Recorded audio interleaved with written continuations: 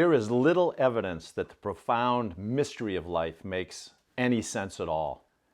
And yet we still feel that it does.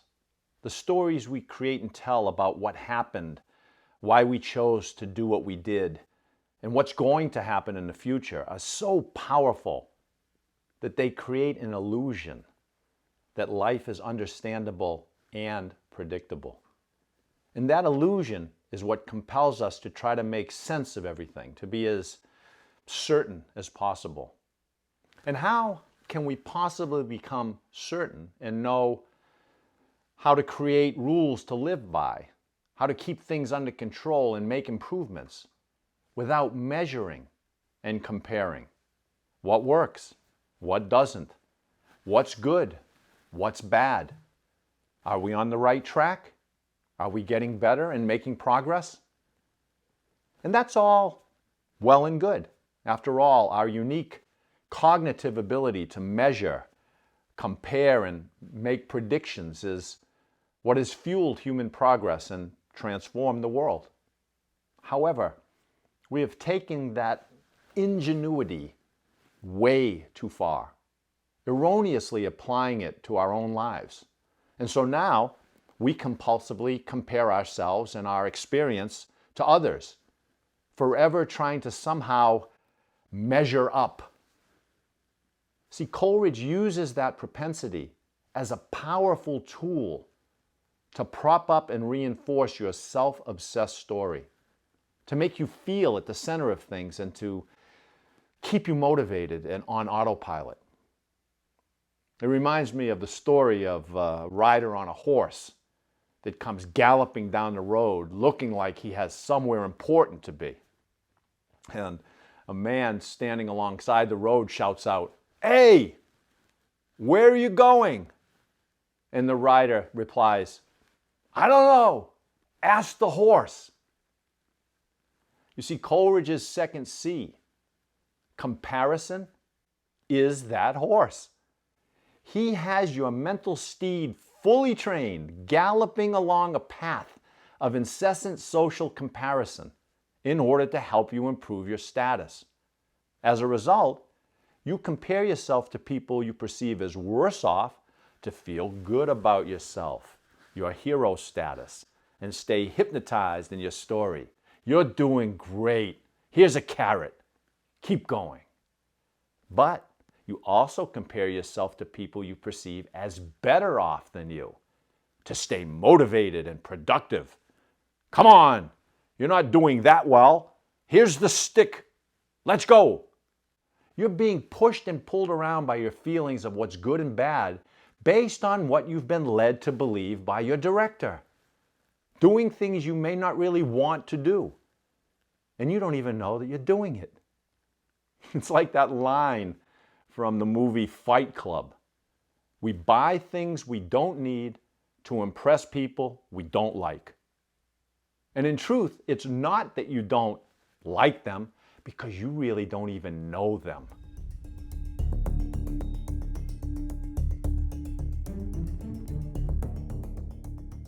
There's another story that I like about a farmer whose horse ran away.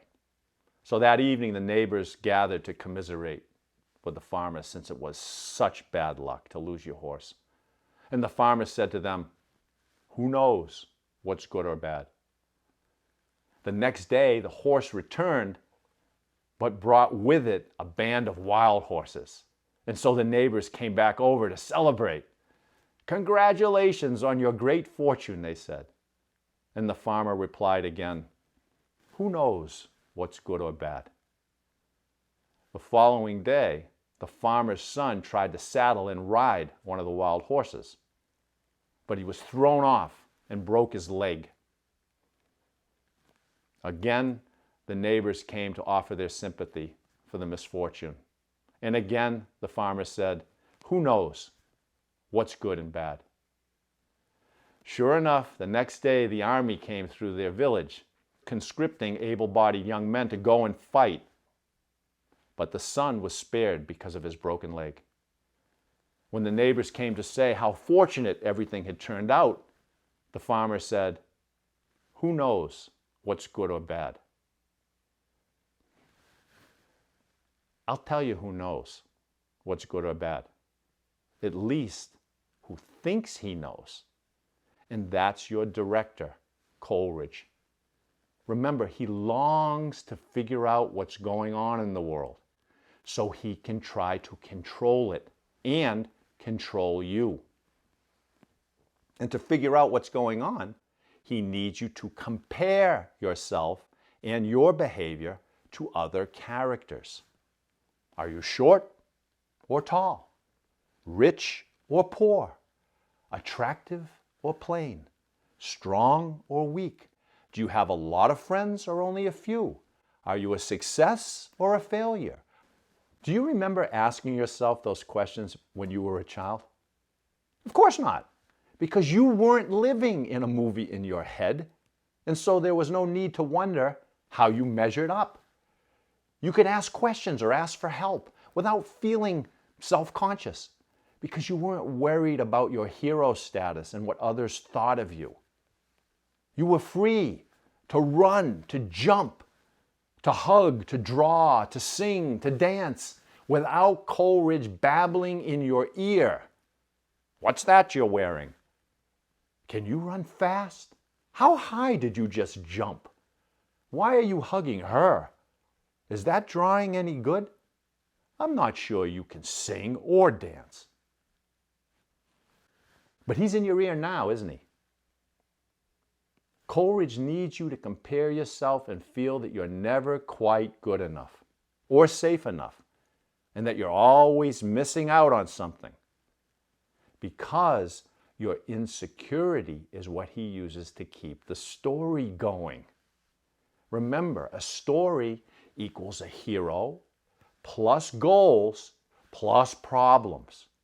And the more you fuel your delusional story with imagined shortcomings and self-obsessed goals, the stronger the story becomes and the more deeply you get sucked into it.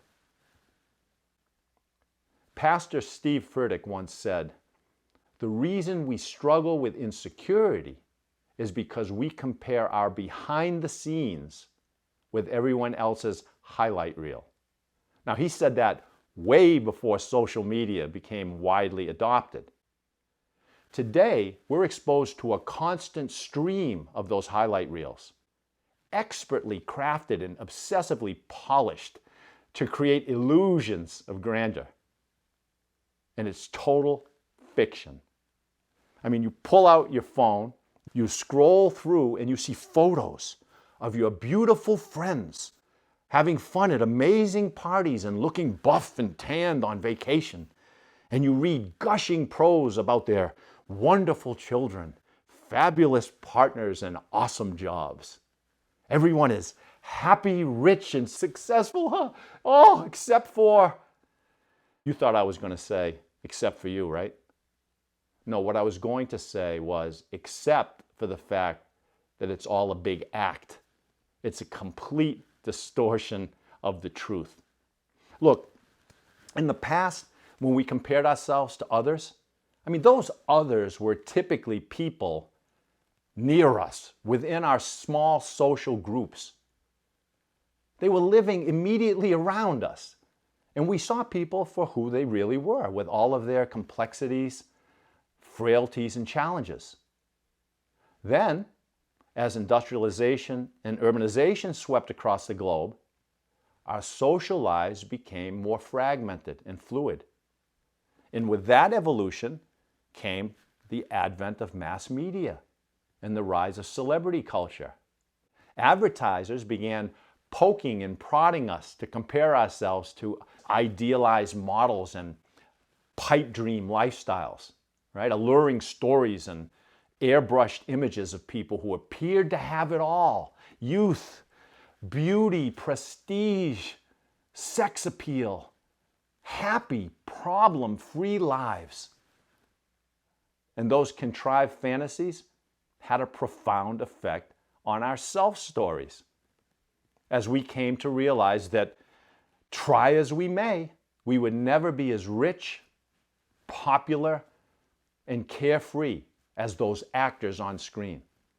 Although we certainly worked our asses off and racked up our debt chasing that illusion, didn't we? Okay, so now that was bad enough. Now we're inundated with contrived images of ordinary people. People like us, constantly poking us with their real-life commercials. They use social media to present the most flattering parts of their lives with the purpose of signaling status and affiliation. It's ridiculous. It reminds me of a church sign I saw that read, "Sometimes the grass is greener on the other side because it's fake." But here's the thing. Are we really being poked to look at the fake grass? Or are we taking the stick, our phones, and poking ourselves, doing Coleridge's job for him? Remember, in the past, Coleridge would cross his fingers and hope that we'd passively receive his stick by listening to others in our community tell us that we weren't good enough. You know, our parents, teachers, ministers, whoever it was. Or by watching advertisers or the cool kids show us what we had to do to be successful and happy. But with smartphones, Coleridge can kick back and relax because we've snatched the stick away from him and we're beating ourselves over the head with it. Our culture is obsessed with measuring, quantifying, comparing, and optimizing. So much so that we've made the attainment of goals our measure of success, right? And busyness has become a badge of honor. And that's driving us deeper and deeper into our serious self-stories as we struggle to improve our social status and live up to perfectionist standards. Our sense of worth is now inextricably linked to external comparison and validation, wealth, beauty, possessions, popularity. And we're all complicit in this idiotic show, in keeping each other hooked to our self-obsessed narratives. I mean, we perpetuate this madness with our own personal and persistent doling out of carrots and sticks, praise and scorn, right? Belittlement and admiration. We spend our days lifting each other up and knocking each other down, solidifying our delusional character roles with cyberbullying and tribalism and emotional rants and raves about everything and everyone. Here you go. Here's a like on your video. And you? Here's a 1-star review on your stupid book. The historian and philosopher Will Durant wrote, "To speak ill of others is a dishonest way of praising ourselves. Let us be above such transparent egotism. If you can't say good and encouraging things, say nothing." Transparent indeed. Has this illusion become clear to you yet?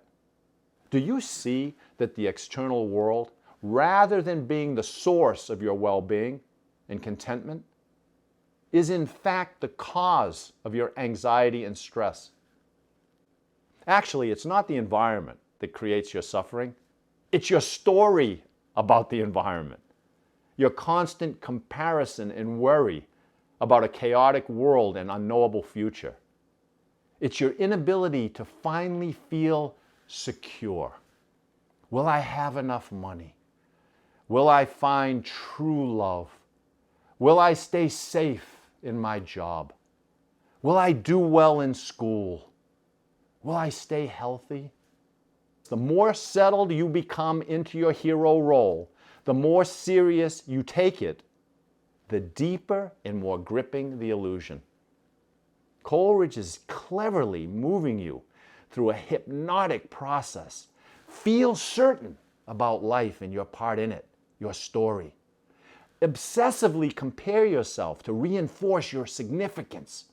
Remain insecure and stay motivated.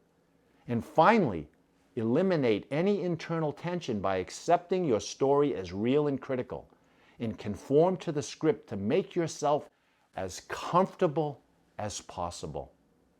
Certainty, comparison, comfort.